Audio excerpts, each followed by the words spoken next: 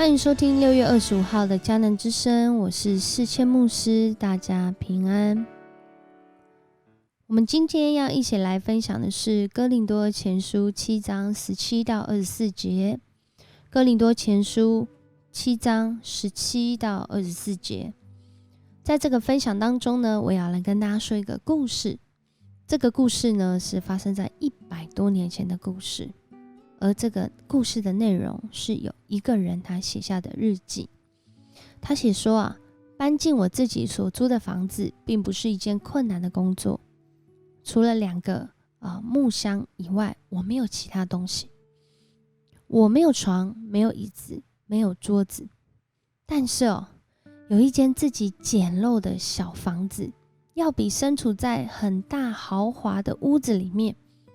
却不自由来得好。在我一生当中呢，从来没有比现在更快乐的时候。弟兄姐妹，你猜到了吗？这是在1872年4月13日，马街他来到淡水租房子所写下的日记。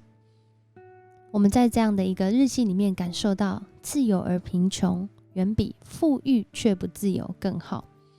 讲到自由，我们可能很快的就会想到疫情当中我们有很多的不自由。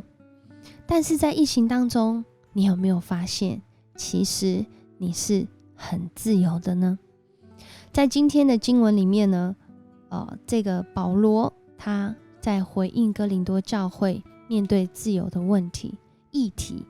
因为当时在这个城市里面有很多的人呢，他们过去的身份是奴隶，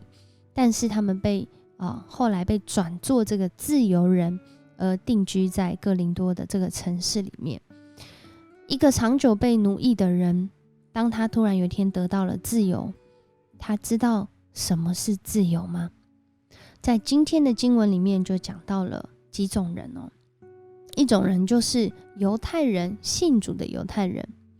他们身上有一个跟外邦人不太一样的记号，就是他们身上有割礼的记号。可是在罗马社会里面呢，如果有一个人他伤害自己的身体，留下一些记号，譬如说刺青譬如说纹身或者是割礼，像这样子的，他就会被看为是下等人，因为只有蛮夷之邦才会做这样的事情所以保罗就回应不用去遮掩这样割礼的记号。而另外一方面呢，这个外邦人的部分，他们以为信主之后是不是也要行割礼，符合这个犹太人的律法，才是进入在这个跟上帝立约的群体保罗也说不用我们呢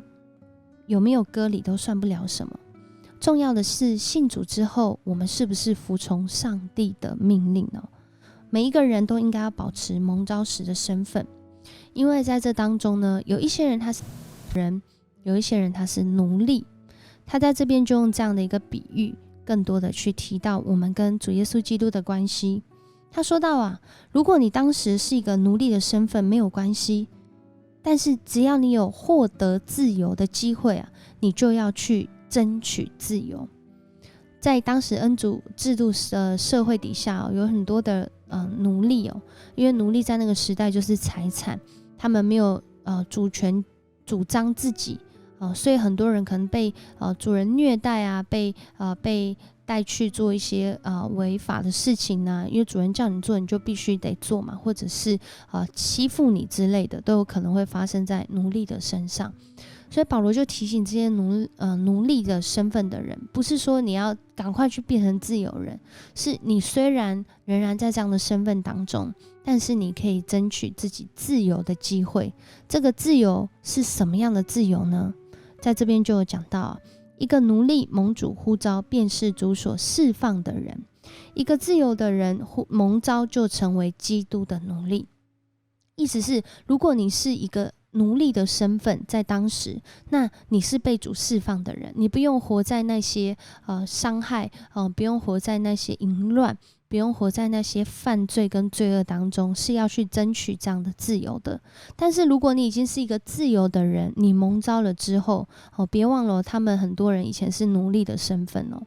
所以一个奴隶要得到自由之后，他怎么样去活出自由呢？在这里保罗提供一个很棒的管道，他说那你就当基督的奴隶好了。因为在恩主制度的情况里面，有很多主人是这个坏主人啊，但是如果基督是我们的主人，他不仅是善待我们的主人，引导我们的主人，他更是牺牲他自己生命救赎我们的主人。所以他邀请大家，我们就来当基督的奴隶好了，因为这样的一个身份是好得无比，因为我们是被上帝用重价买赎回来的。所以再次提醒我们不要做人的奴隶，不是受世俗价值观来影响，不是受人云亦云来影响，不是受当时的这个文化条件来去做比较，而是我们要活出蒙召时的身份。这样的身份是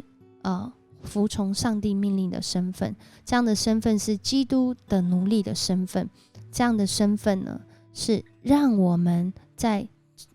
条件环境的限制下仍然能够活出自由的身份。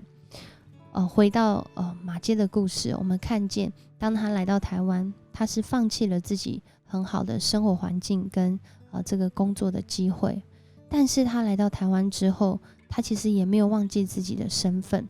不仅是传福音的这个身份，也是加拿大人的这个身份。他常常的透过他自己的过去经历来祝福台湾这块土地的人。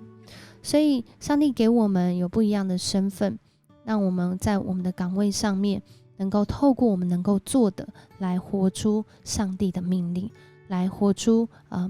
基督是我们的主这样的自由。求神帮助我们在疫情当中有这样的眼光，在很多的限制当中仍然能够活出自由，因为我们是属基督的，他定义要拯救我们。我们一起来祷告。主，我们感谢你，谢谢你爱我们，你让我们在疫情当中看见了自由的真谛。主啊，我们好像以为我们要寻求自由，可是那自由的定义是在哪里呢？自由的定义是在你的手中，因为你说当我们认识真理，真理必叫我们得着自由。你就是真理，你就是真道。当我们寻求你，主，我们的生命要得着释放，从恐惧中得着释放，从疫情的这些限制中得着释放。主啊，真正捆绑我们内心的，让我们不自由的是我们的思想意念。主，我们要求主你来帮助我们，在思想意念要得着自由，有从你来的创意，有从你来的想象力，有从你来的实践力，能够在疫情的当下这样的一个环境里面，仍然可以想到我们可以做什么样的事情来活出自由的真谛。主，谢谢你让我们能够透过在每一天的迦南之声寻求你的心意，好叫我们的弟兄姐妹听到的都能够活出从你来的自由。我们这样祷告，奉主耶稣的名求，阿们。谢谢你收听今天的迦南之声，如果喜欢我们的频道，请给我们5星好评。我是世谦牧师，我们明天见。